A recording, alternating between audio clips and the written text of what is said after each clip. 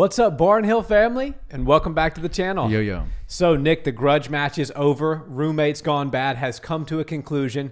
Colby Covington was victorious, and I have to be honest, I kind of saw this one coming. This fight really played out the way I expected it to. Yeah, and it wasn't without a little bit of, adversity and some things happening. Jorge Masvidal is one of the most creative and explosive fighters maybe on the entire UFC roster. So he always has that element of surprise, that trick up his sleeve that he can pull out. And Colby Covington knew that. He had to watch out for it. That's why he was a little bit cautious early on. And he did get cracked a couple of times, but that overwhelming wrestling ability, the striking ability that nobody ever seems to talk about with Colby was definitely on display.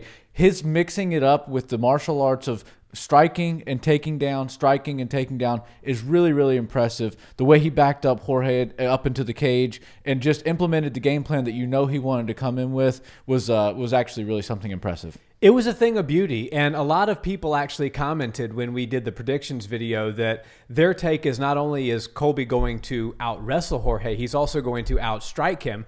And if you look at the total strikes, he certainly did that. Now, I know a lot of those strikes happened on the ground, so the feet exchanges were pretty even, and the only person who got sat down with a shot was Colby. But this was kind of, besides that one really nice front hook that Jorge landed, this was Colby's night from start to finish. And I think he's one of the best in the game at disguising his takedowns with strikes. It's almost seamless. We've talked before about Khamzat Chimaev throwing head kicks and going to double legs after that. It's like almost unheard of to do that mechanic. I mean, just think about the way you have to move your body to throw a head kick. You're way out of position to then change levels and shoot a double. Colby Covington does his own variations of all of those things. High volume punches and bunches, great body shots, kicks, shoots in on the legs, and once he gets you down, he's one of the best in the game at advancing position. Jorge could have been submitted a couple of times there. He did a really nice job keeping his chin down, hand fighting against the rear naked choke. So it was more of a testament to Jorge's not wanting to lose by finish to Colby and really just grinding it out than it was Colby's inability to finish. But this was a very entertaining fight, but it was a bit of a one-sided fight. Yeah, and I think it went just how Colby wanted it to go. I don't really see him wanting to one-punch KO Jorge or just catch him in something and everybody be like, oh, well, if it went a little longer, Jorge probably would have turned it up on him. For 25 minutes, he beat Jorge Masvidal up, and that's exactly what he wanted to do. The grudge match is officially settled. Like, there's no way these guys are ever going to fight each other again. It was obviously really, really good business for the UFC. I mean, they were saying it's a top 15 live gate of all time. Yeah, of all time. Top at one of the top at T-Mobile Arena, and just a really good night of business. So these two guys did their part in selling the fight. They really, really turned it up with the pre-fight press conferences and just all of the stuff leading up to this fight.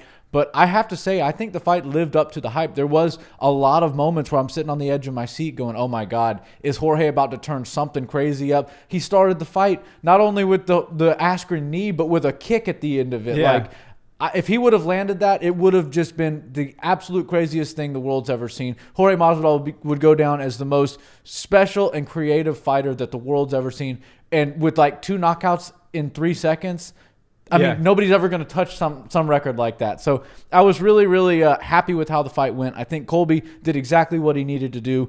And look, he did call him Street Judas. He took out the trash. But I love after the fight how he came right after Jorge Masvidal's teammate Dustin Poirier and said he's done with this Street Judas trash, and now he's going on to Louisiana Swamp Trash, and just set his cannons right in direction of his next fight. One of the people that is best at calling people out in this sport is Colby Covington, and he made sure he's got a nice job to come to in a few months. Marketing is such a big thing in this sport, and the fighters that really understand marketing are the ones that really have the monetary success and get put at the top of the bill. Obviously, you have to be a good fighter. People like Israel Adesanya, Khabib, ones that just win and are undeniable, become stars just by virtue of how good they are. But when you have somebody like Colby who understands the marketing aspect of this game and has the skills, that's how you build a star that draws on pay-per-view. He had the wherewithal to realize, hey, I just destroyed Jorge Masvidal over 5 rounds. I can give a little blurb about him, but that beef's over. It's settled. Everybody saw me beat him up for 25 minutes, and he also knows on the other side of it that he's been beaten twice by the champion now, and he's the number 1 contender. So to call Kamaru Usman out, Kamaru can kind of make him look weak in a sense and say, I've already beaten you twice. Stay down there, little boy. You're not getting me again for as long as I have the belt. So he was smart enough to steer in the direction of another star in the industry, who is Dustin Poirier, who said that he wants to come up to 170, and he can kind of set up this rivalry of sorts with the guys at American Top Team, albeit their biggest stars at American Top Team, Jorge Masvidal, now Dustin Poirier. I think it was a brilliant move, and it's the right next move for Colby, because if you look at what's coming, Khamzat's coming down the pipe. You've got Leon versus Kamaru, and unless Leon pulls the upset and there's some room for Colby to jump in there, I don't see a way Colby gets back to the title right now. So I think the absolute best call out was Dustin. Yeah, there's a likelihood that Khamzat Chimaev could potentially beat Usman if he gets that opportunity and it does play out in his favor. And then that's where Colby can step into another title fight. But this is a great call out for him. You know, when you have a teammate lose to a guy that is such an enemy of the team and of the whole entire gym, it can fire you up to want to go get one back for your guys, right? Yeah. It can make you like, you know what? He might have gotten over on my boy Jorge, but I'm going to go get one back for him.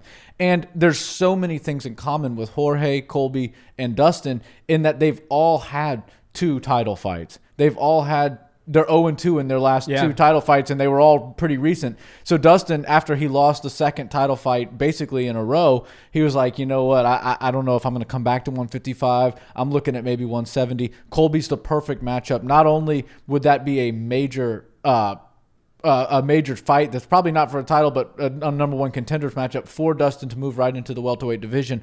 But it would be another, pay-per-view success. I think that Colby Covington versus Dustin Poirier would turn up the promotional side just like Jorge, and it would almost be like chapter 2 in this chaos book of chaos versus ATT. Yeah, exactly. Yeah. It's almost like a Team Alpha Male versus TJ Dillashaw, but on steroids. It's even more impressive. It's more like sharp and gritty. Yeah, that's exactly a great analogy. Yeah, it kind of is that back in the day when TJ was, beefing with Uriah, beefing with Cody, talking about Colby Covington and Cody Garbrandt. So, I think this is the right next move for Colby Covington for all of those reasons. And then you kind of have to look in the direction of Masvidal. What does he do next? Because Masvidal is one of the biggest pay-per-view draws in the sport. He also happens to be 0-3 in his last 3 fights. Yeah. And there's very few people that can continue to lose and be stars. This is what I think needs to happen with Jorge Masvidal. Conor McGregor needs an opponent. Conor McGregor is gigantic right now. I think that's all signs are pointing to, and John Kavanagh has said himself, Conor's coming back at 170. Conor McGregor has been on a losing streak of his own as of lately. And so I think the biggest fight that you can make for Jorge and for Conor that would be an entertaining fight, the buildup would be really exciting, would be Masvidal versus McGregor. I think there's way too much going on at 55 right now that needs to be fleshed out. You've got Oliveira versus Gaethje. You've got Islam Makhachev in the wings. There's so much going on. And I know that, as Dana White said, the champion's going to have some say as to who he wants to fight. And if that champion is Oliveira, when Conor comes back, he may call Conor's name. But I think the best move for both of these guys is to fight each other, Masvidal versus McGregor. Yeah, and since they're both on a losing streak, the best way to get one of them back on the winning column is for them to fight each other. Exactly. Somebody's got to get their hand raised, unless, of course, there's the odd chance that there's a draw. But I don't really see that happening. These two guys, Jorge Masvidal and Conor McGregor, would stand and trade with each other until somebody fell. And I think it would be a major fight, huge pay-per-view success, and it would really bring out the best out of both of them. I think, they don't have as much bad blood between them as a Colby and Jorge or a Khabib and Conor, but they can absolutely turn it up and fabricate and create some drama that the UFC could definitely twist and turn and push into a really nice promotional package and give the fans exactly what they want to see. Well, Conor is an Irish man, but he's a fan of Miami as well, and so he likes to spend time on South Beach. So if they were to make that fight, look for Conor to drum up some drama on South Beach, show up in Jorge's city, and maybe he'll call himself the king of Miami. Who knows? I believe he actually already got the key to Miami from the mayor years ago. So there's a backstory already brewing there. I like the McGregor-Masvidal fight. I like the Poirier-Colby fight.